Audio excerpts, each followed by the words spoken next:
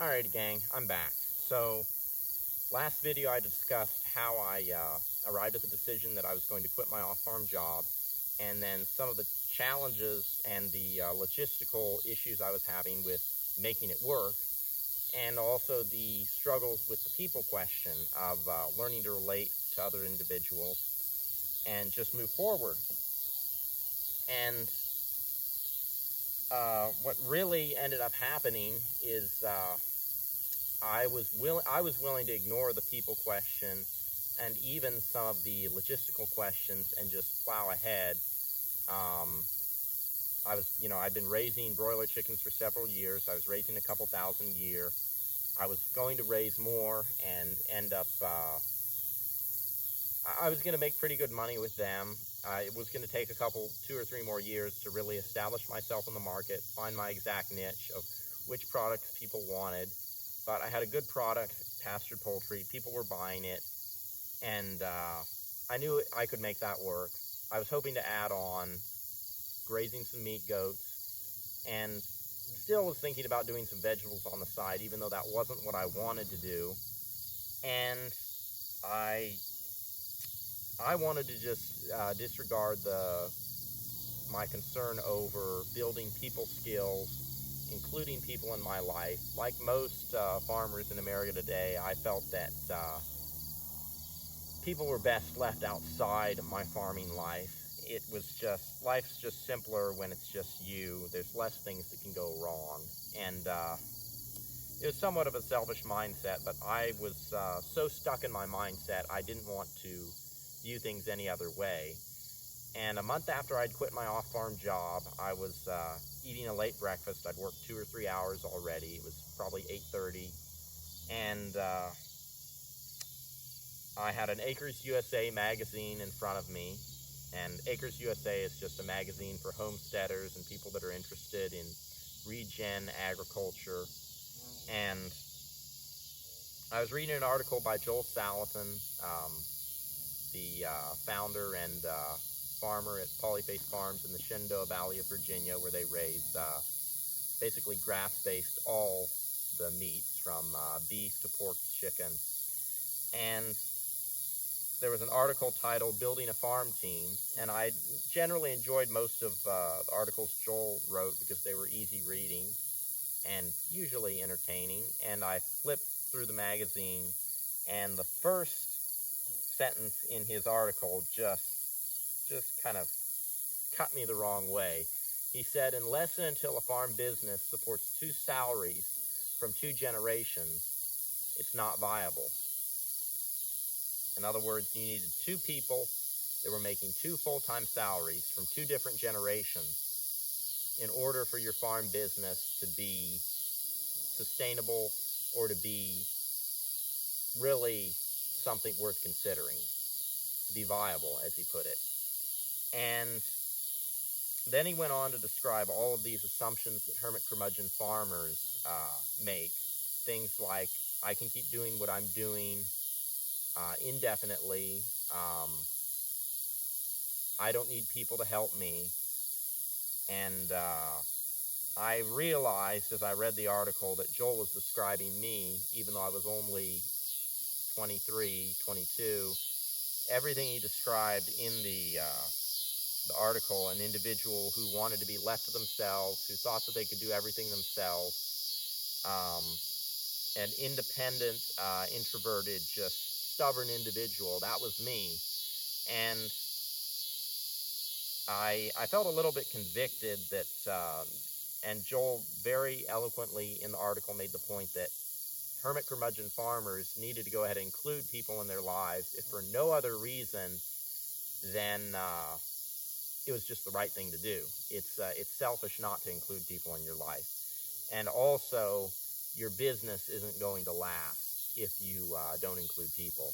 It will simply run the trajectory of your life, and eventually you will age and your business will die with you. And what individual or entrepreneur out there wants to work their entire lives to build something to have it die when they do? And maybe some do, but I was sitting there at the breakfast counter and I thought to myself, you know what, I don't want whatever I work for 30 or 40 years to just die with me. I'd like somebody else to be able to enjoy it. But I knew Joel was right. If you don't include people along the way, you'll die alone, and whatever farm you have will die with you. And I was convicted about it, but I already had a day lined up. I was busy, so I just shoved the article idea aside about including people. Well, my dad came along a few days later. He had glanced through the Acres USA article, and he had seen an advertisement.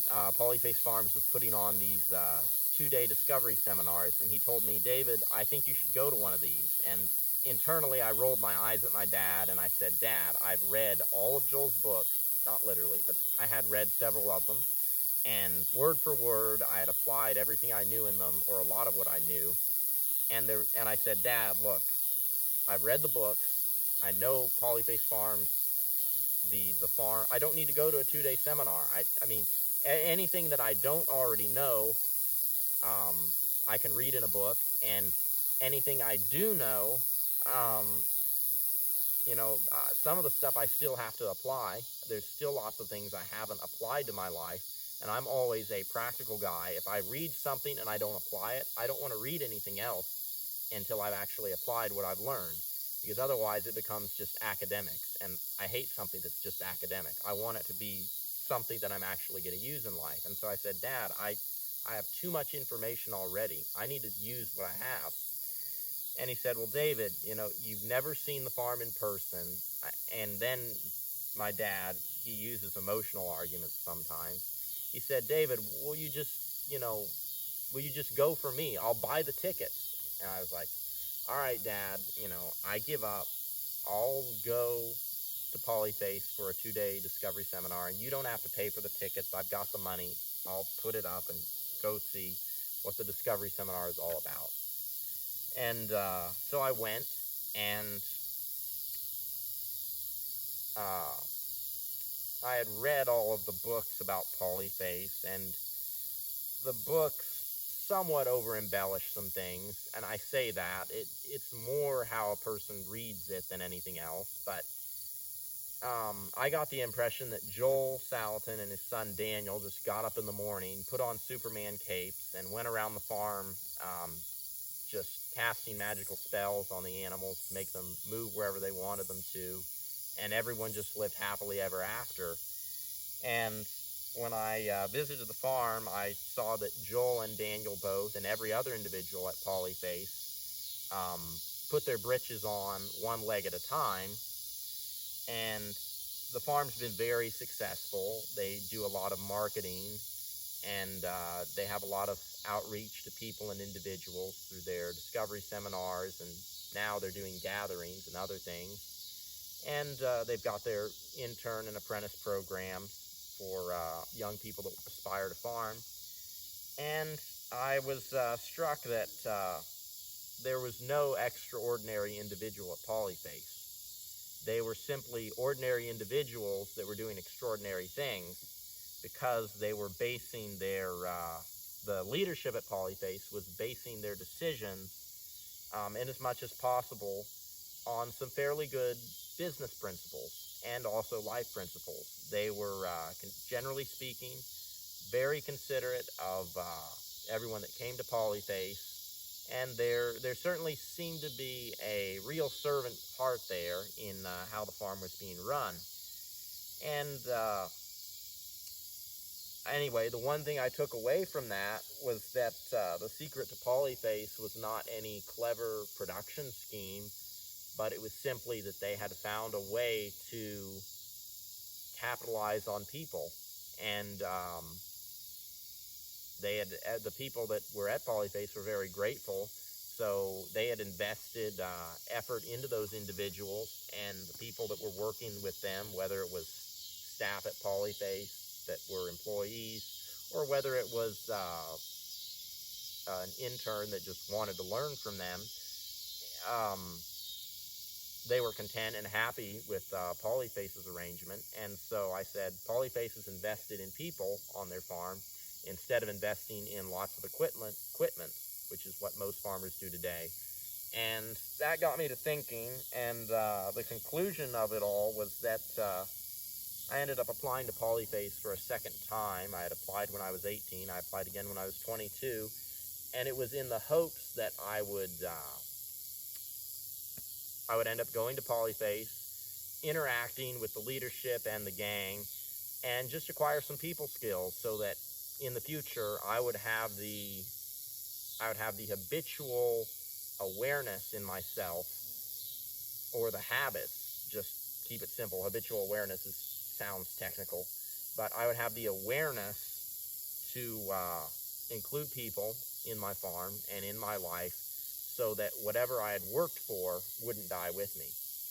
And I'll stop at this point in telling my story, gang, and I would simply encourage you, whatever you've been doing today, or for whatever reason you're watching this video, I mentioned that you need to be practical in life. If you're just watching these videos as an academic exercise to learn and you've not applied anything, I want to challenge you this evening with this video.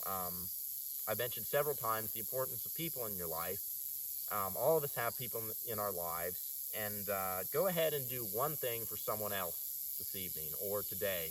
Go ahead and invest a little something in people. Instead of spending an extra 30 minutes to make a little more money or do something, if you can, knock off early from work and go have fun with a friend. Do something for someone else. You'll be blessed because of it. All right, gang, blessings for the journey.